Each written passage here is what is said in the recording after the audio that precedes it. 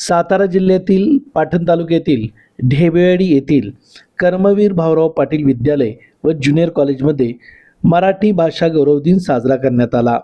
यावेळी अनिल पानसकर, निवासराव जाधव उपस्थित होते।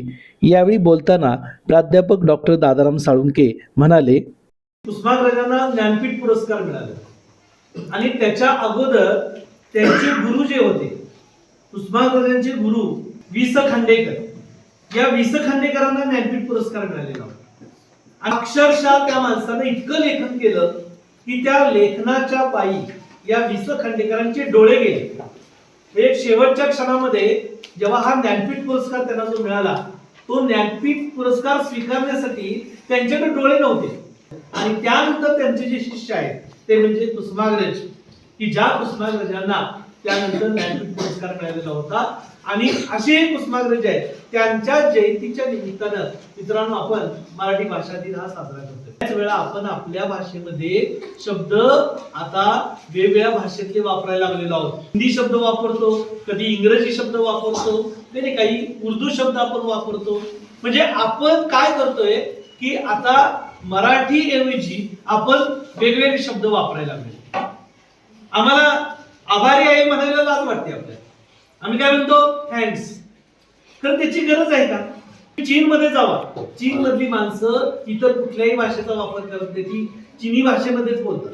म्हणजे अगदी त्यांचे राष्ट्राध्यक्ष जरी आपल्याकडे आले तरी सुद्धा ते राष्ट्राध्यक्ष चीनी भाषेमध्ये बोलतात। फ्रान्स मध्ये जावा, फ्रान्स मध्ये सगळेजण फ्रेंच भाषा बोलतात, तिथं सगळे बोर्ड जे आहेत हे सगळे बोर्ड फ्रेंच भाषेमध्ये आहेत।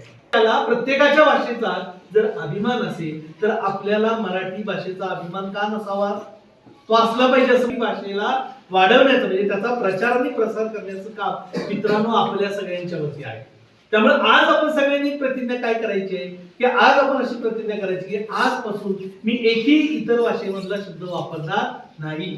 जगभरामध्ये 70% देशामध्ये मराठी भाषा बोलली जाते। काय म्हणजे आवडीनं मराठी भाषा शिकणारे आहेत। जर्मनी मधले काही मुली आणि मुलं छत्रपती शिवाजी कॉलेजवरती आले। कोणती भाषा शिकण्यासाठी? 2 भाषा शिकण्यासाठी, एक संस्कृत आणि दुसरी मराठी। आणि ज्यावेळेस ते इथं आले तेव्हा त्यांना संस्कृती येत नव्हतं आणि मराठी येत नव्हतं। पण जेव्हा इथून ते 2 वर्षांना पुन्हा जर्मनीला निघाले तेव्हा अतिशय सुंदर ते मराठी बोलत होते। जाते दबकन पड्या असलं आपलं हिंदी आहे की नाही, असलं आपलं हिंदी आहे। तेरी नळकू पाणी आया क्या, तेरे डालगे में कितने कोंबडे आहेत, म्हणजे असलं आपलं हिंदी। म्हणजे धड हिंदी बी नाही, धड इंग्रजी बी नाही आणि धड मराठी बी नाही, अशी आपली अवस्था झालेली असते। मग त्यापेक्षा तुम्ही त्याला सांगा, अरे तो आपल्या गावातलाच आहे वगैरे, जरा मराठी नीट बोल की, असं तुम्ही सांगितलं पाहिजे। पण असं सांगता का? नाही, असं काही सांगत नाही। म्हणून आजपासून एक लक्षात ठेवायचं, आजपासून येणाऱ्या प्रत्येक माणसाबरोबर अतिशय चांगलं मराठी बोलायचं। म्हणजे टिळक मंडाले या तुरुंगामध्ये होते। काय केलं, बाहेर येताना तुरुंगामध्ये बसून त्यांनी पुस्तक लिहिलं। त्या पुस्तकाचं नाव आहे गीता रहस्य। ते पुस्तक घेऊन बाहेर येत असताना त्या तुरुंग अधिकाऱ्यांनी त्यांना अडवलं, हे काय? तर म्हणजे मी ते लिहिलेलं पुस्तकाच्या वह्या आहेत। आणि त्या वह्या ज्या आहेत त्या तुरुंग अधिकाऱ्यांनी घेतल्या आणि फाडून टाकल्या वह्या। आता फाडून टाकल्यानंतर बाहेर आल्यानंतर लोक म्हणायला लागली, अरे इतकं सुंदर चांगलं पुस्तक तुम्ही लिहिलं होतं आणि त्या अधिकाऱ्याने ते पुस्तक तुमचं जी वह्या आहे त्या फाडून टाकल्या, आता काय करायचं? अरे म्हणले, वह्या ज्या फाडलेल्या आहेत ना त्या वह्या कसल्या आहेत? त्याच्यावरती माझी पॉझिटिव्ह होती, पॉझिटिव्ह वह्यावरती माझी पॉझिटिव्ह होती, पण त्यांनी फाडलं। पण माझ्या डोक्यातली निगेटिव्ह आहे जी मी पुन्हा काय करतो, रिप्रिंट करू शकतो, ती कुणी फाडू शकेल का? त्यामुळे ज्ञान कुणीही चोरू शकत नाही, हे लोकमान्य टिळकांनी सांगितलं। मराठी भाषेमध्ये जे जे ग्रंथ आहेत ते ग्रंथ तुम्ही वाचले पाहिजे। ग्रामीण भागातल्या स्त्रिया आपण एक शब्द वापरतो, माझं म्हणजे माझी स्थिती बरोबर नाही, हे म्हणू शकतो ना आपण? ते काय म्हणते, माझं कंडिशन बरोबर नाही।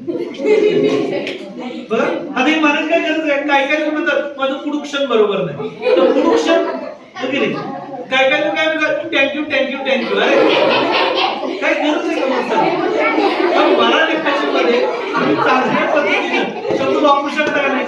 विनंती आहे की तुम्ही आजपासून छानपैकी आपले जे मराठी शब्द आहेत ते वापरा, छान छान लेखन करा, चांगल्या कविता करा। आणि त्या तुमच्या शिक्षकांना दाखवा. मराठीवरती प्रेम करा. मी वाचली पाहिजे, तुकाराम गाथा वाचली पाहिजे. या सगळ्या गोष्टी जर वाचल्या तर निश्चितपणे मराठीचा प्रचार आणि प्रसार होऊ शकेल. पुन्हा एकदा तुम्हाला मराठी भाषा दिनाच्या हार्दिक हार्दिक शुभेच्छा देऊ.